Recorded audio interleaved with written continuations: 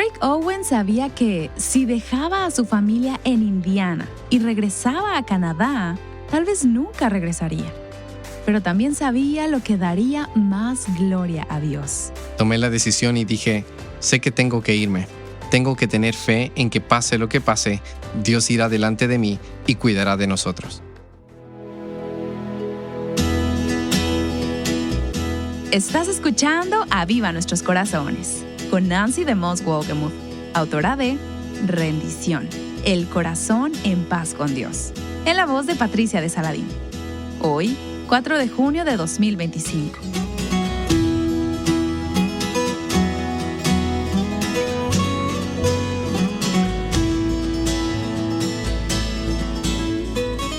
Esto es lo que hemos estado escuchando de Craig y Terry Owen en los últimos días. Me sometí a una cirugía mayor por la época navideña de ese año. Aún no teníamos ingresos, teníamos escasez de comida y otras cosas.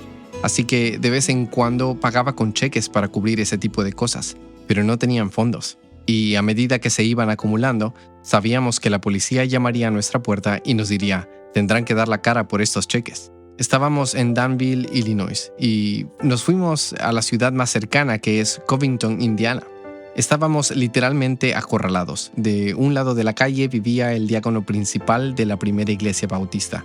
Del otro lado de la calle estaba la casa del pastor principal. En la otra esquina habían demolido una casa y después estaba la casa del pastor asociado. Y 3 casas más abajo estaba el otro pastor asociado.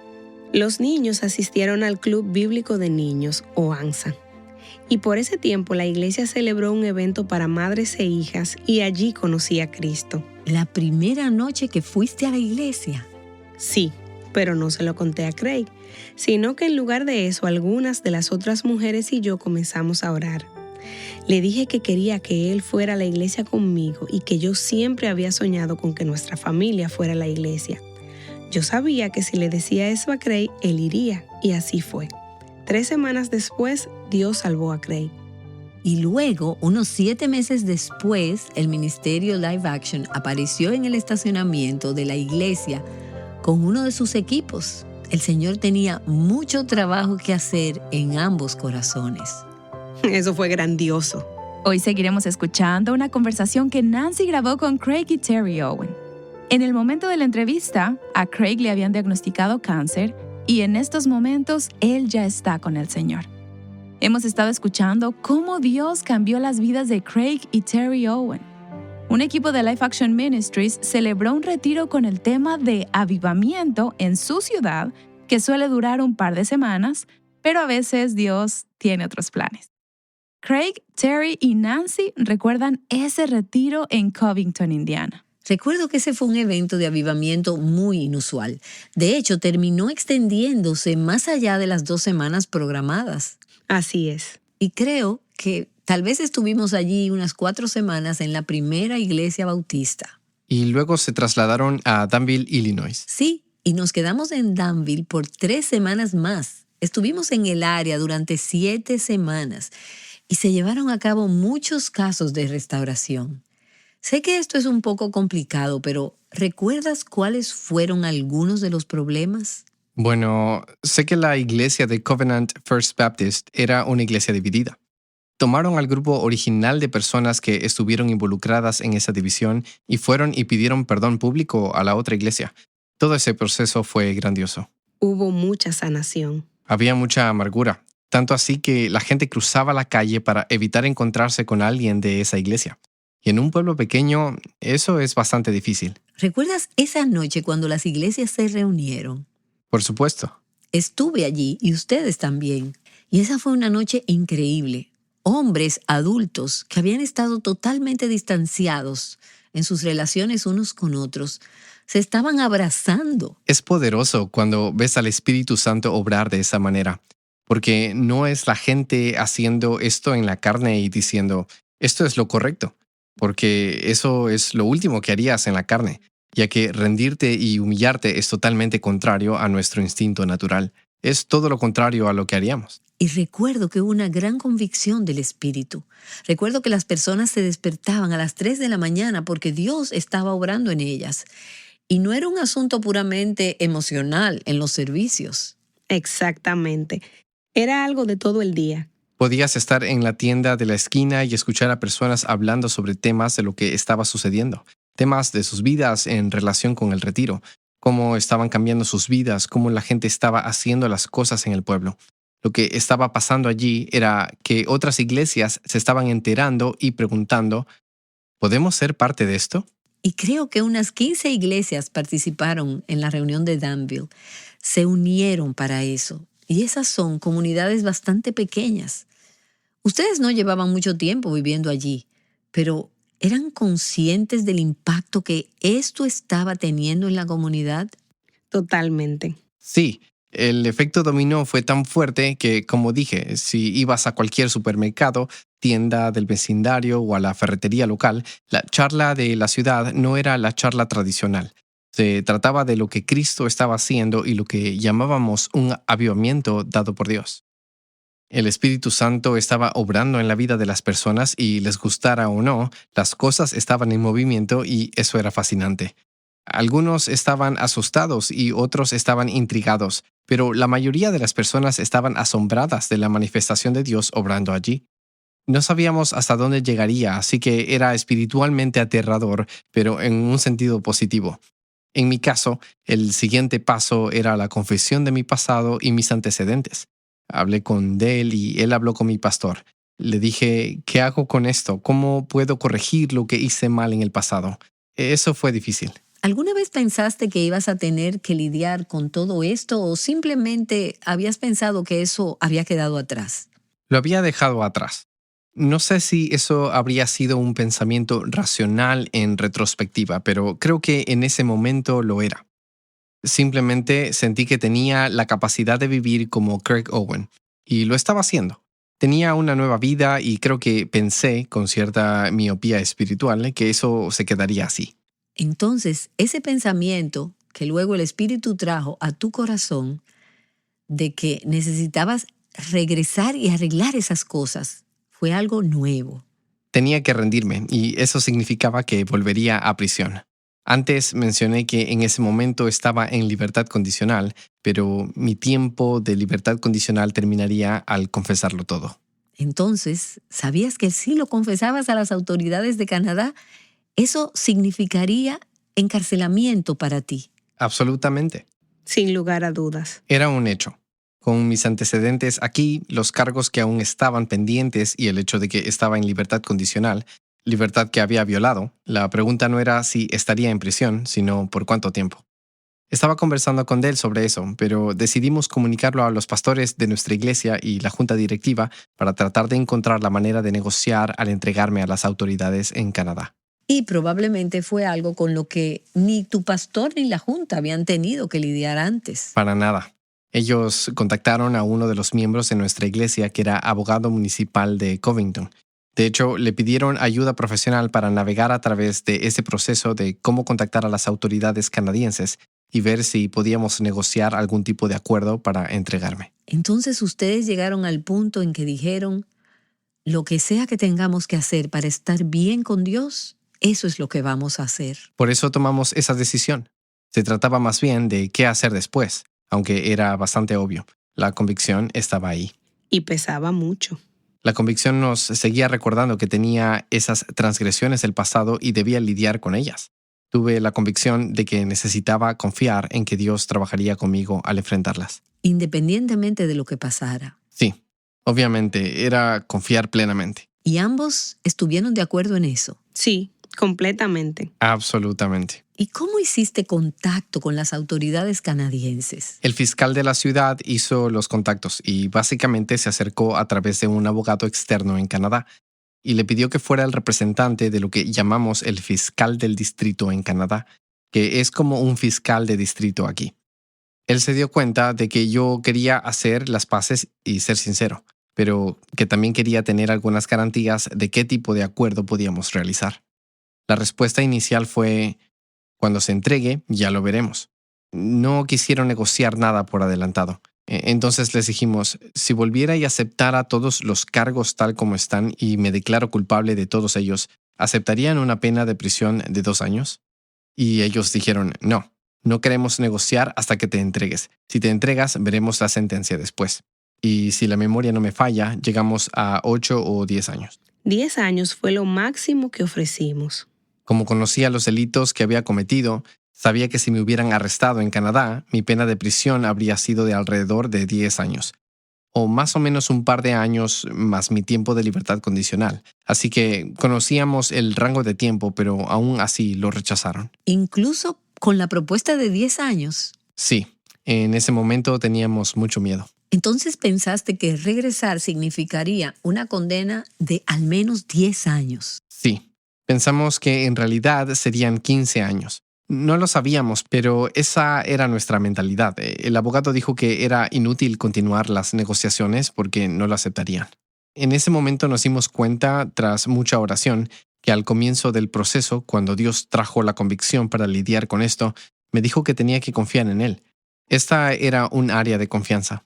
No recuerdo quién mencionó el tema, pero alguien planteó la idea de que si hablamos de confianza, tal vez lo estamos haciendo de manera equivocada, porque estamos tratando de negociar el acuerdo por adelantado, y hacer eso no permite que la providencia de Dios se haga evidente, sino que estamos diciendo, bueno, Dios, confiamos en ti, pero permítenos establecer este acuerdo con anticipación para saber lo que va a pasar. Y no es así como tratamos de vivir. Oh, sí. Decimos, Señor, muéstranos lo que va a pasar, y entonces lo haremos. Señor, permíteme ver todos los rincones y grietas de lo que va a pasar, y entonces diré, sí, puedo hacerlo. Pero Dios no obra de esa manera. Eso no deja espacio para la confianza en Él. Intentamos organizarlo y controlarlo. Entonces fue en ese momento que tomé la decisión y dije, sé que tengo que irme. Tengo que confiar en que pase lo que pase, Dios irá delante de mí y Él se encargará de esto. Y fue entonces cuando hablaste con tus hijos. Sí, ¿Les dijiste realmente qué podía ser lo peor? No lo hicimos. Solo les dijimos que lo dejábamos en manos de Dios, que Dios se preocupa por nosotros y que Él nos cuidaría y no permitiría que nos pasara nada malo. Nuestros hijos todavía eran pequeños, por lo que realmente no entendían la profundidad de esto, pero sabían que teníamos paz. ¿Entonces fueron contigo o tú y los niños se quedaron? Los niños y yo quedamos en Covington. Craig y el pastor Glenn viajaron a Canadá. ¿Y cómo fue esa despedida? Bueno, yo estaba muy enojada. Mientras Craig se marchaba, me tiré al suelo y lloré. Realmente estaba muy enojada. ¿Enojada por? Enojada porque él se iba. Sabía que tenía que irse, pero una parte de mí sentía que no iba a volver a verlo y la ira se apoderó de mí. Me tomó un par de días recuperarme y confiar en Dios nuevamente. Fue difícil, muy difícil. Sé que la iglesia te apoyó y que los cuidó en ese momento. Sí, lo hicieron, y mucho. en realidad, cuando la iglesia llegó a entender, fue justo antes de irnos. Fue otra manifestación de que Dios estaba en control. Cuando supe que tenía que irme y regresar a Canadá, recuerdo haberle dicho al pastor Curtis, sabemos que estoy comprometido a regresar para hacer restitución y rendirme allí. Sé que esta es una decisión guiada por Dios, pero Dios no me dijo nada de lo que pasara con mi familia. No pude llevar a Terry y a los niños conmigo. No tenía dinero ni el apoyo logístico y tampoco sabía qué hacer con ellos.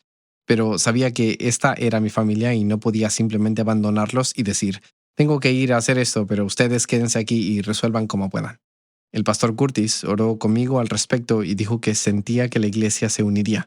Y entonces me dijo, les diré que oren un tiempo e investiguen un poco sobre esto.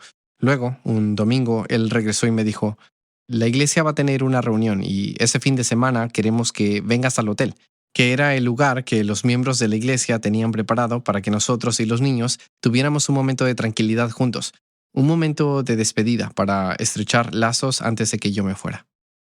La iglesia completa se iba a reunir para tratar este tema de apoyar a mi familia. Entonces, mientras yo no estuviera, los apoyarían y elaborarían un plan. Y así lo hicieron. Ellos recogieron una ofrenda de amor única ese fin de semana, después de discutir lo que harían.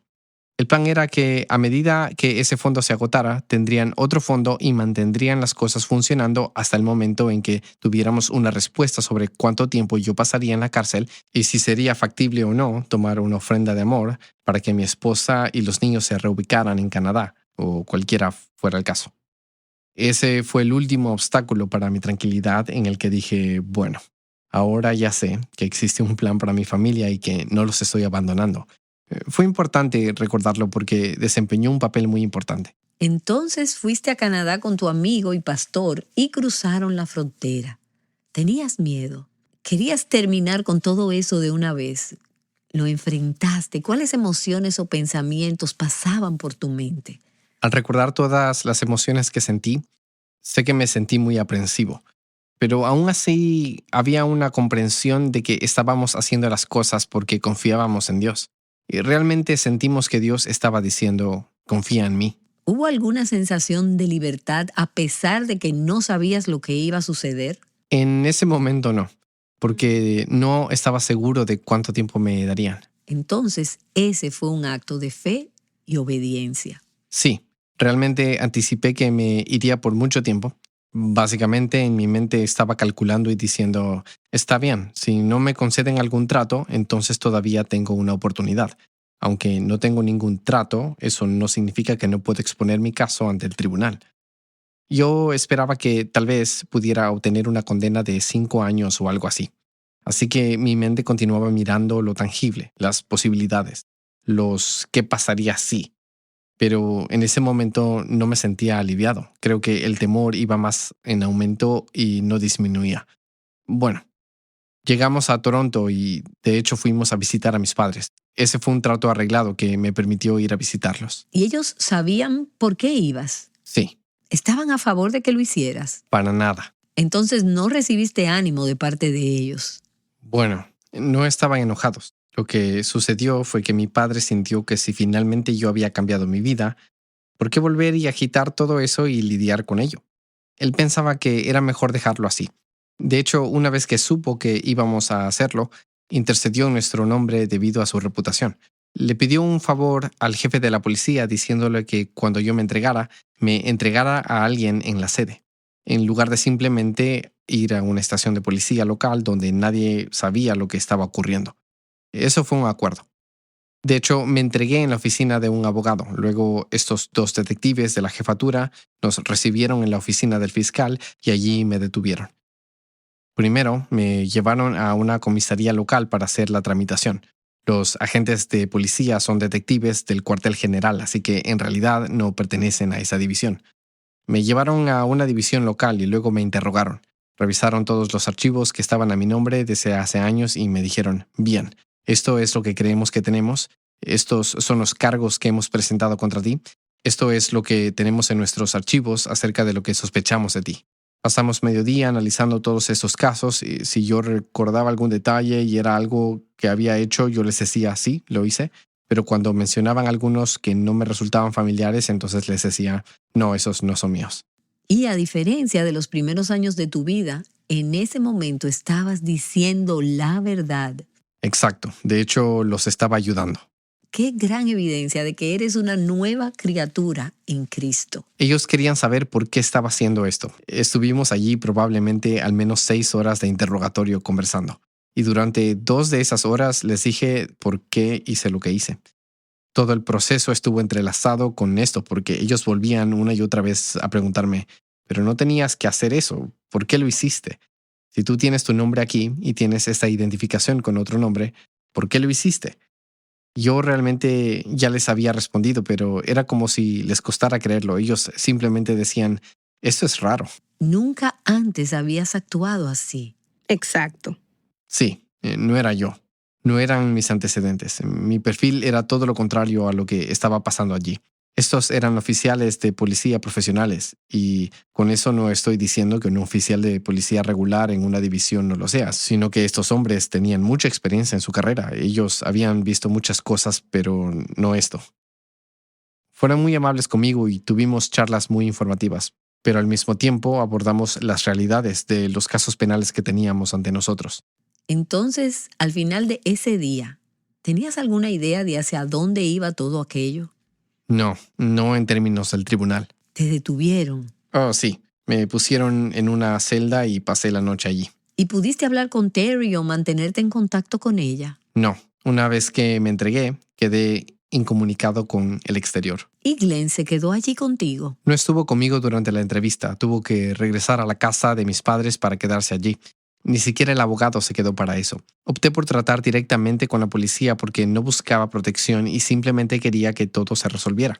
La forma más rápida de hacerlo era ir directamente, así que lo hicimos de esa manera. Me pusieron bajo custodia después de las entrevistas de ese día, el día después de mi comparecencia ante el tribunal, la audiencia inicial. Normalmente no pasa nada más que una audiencia, sino que inmediatamente programan otra audiencia. Pero debido a cuestiones de tiempo y al hecho de que Glenn Ray Jr. estaba allí conmigo y quería ser parte de este proceso, dijimos, queremos pasar a una declaración inmediata de culpabilidad de todos los cargos. Esto sorprendió un poco al tribunal y el fiscal no esperaba eso. No todos los días escuchan algo parecido. Así es. Y sobre todo con la gravedad de los cargos. Realmente los desconcertó. Entonces el fiscal pidió un aplazamiento de 1 o 2 semanas. Glenn preguntó si podía leer el expediente del tribunal porque él quería entregar la documentación proveniente de nuestros líderes comunitarios en nuestra área de apoyo. Recibimos un montón de cartas de apoyo comunitario de congresistas, líderes empresariales, líderes de iglesias y de varios familiares y amigos que estaban en el área. Él leyó en el acta su declaración en mi nombre. Todo eso se hizo durante ese día. El tribunal le permitió hacerlo, lo cual fue bueno porque ni siquiera tenía por qué permitirlo. Y básicamente así terminó el día. Me pusieron bajo custodia nuevamente y después de eso Glenn regresó a Estados Unidos y yo me quedé solo. Y Terry, tú estabas en casa con los niños, conteniendo la respiración, orando, y otros también estaban orando por todo esto. ¿Había alguien que te mantenía informada sobre lo que estaba pasando? En realidad, Craig no me pudo llamar hasta el momento en que fue sentenciado. Entonces realmente no sabías nada, pero todavía seguías confiando en el Señor. Así es. ¿Y la iglesia te estaba apoyando? Mucho. Estaba recibiendo mucho apoyo de la iglesia. De hecho, Nancy, el día después que Craig se fue, nos dirigimos a Buchanan, Michigan, para asistir a uno de tus retiros.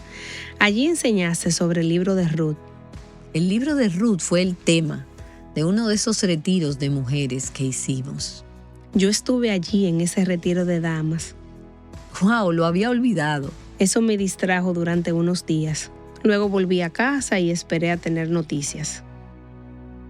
Hemos estado escuchando una conversación que se grabó con Nancy y Craig y Terry Owen sobre un increíble proceso de rendición y no solo de entregarse a la policía en Canadá, sino algo mucho más profundo, rendir todo al Señor y confiar en Él para el resultado. Puede que la mayoría de nuestras oyentes no se estén enfrentando a una posible sentencia de cárcel, aunque puede que otras sí. Independientemente de los detalles, todas debemos lidiar con esto y entregar todo al control del Señor. En el libro de Nancy, Rendición, El corazón en paz con Dios, ella abarca todo este tema sobre la rendición. ¿Qué dicen las Escrituras al respecto? ¿Cómo es un corazón rendido? ¿Cómo manejas el temor de ceder el control? Aprovecho para recordarte que este mes de junio, al apoyar a Aviva Nuestros Corazones con una donación, te enviaremos una copia del libro Rendición. Visita nuestro sitio web avivanuestroscorazones.com para más información. Debes saber que son las ofrendas de oyentes como tú las que permiten a Aviva Nuestros Corazones ofrecer el podcast gratuito todos los días de la semana.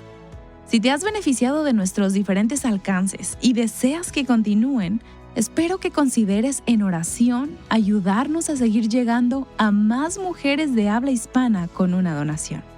Nuevamente, puedes hacer tu donación visitando avivanuestroscorazones.com.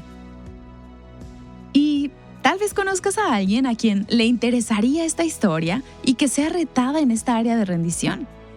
Comparte con ella el audio o la transcripción de este episodio por nuestra página web avivanuestroscorazones.com o la aplicación de Aviva Nuestros Corazones. Y bueno, Craig estaba bajo custodia en Canadá, sorprendiendo al tribunal con sus respuestas brutalmente honestas. Terry se encontraba en Estados Unidos y se preguntaba cuándo volvería a ver a su esposo. Mañana descubriremos qué pasó después. Te esperamos aquí en Aviva Nuestros Corazones. llamándote a libertad, plenitud y abundancia en Cristo. Aviva Nuestros Corazones es un ministerio de alcance de Revive Our Hearts.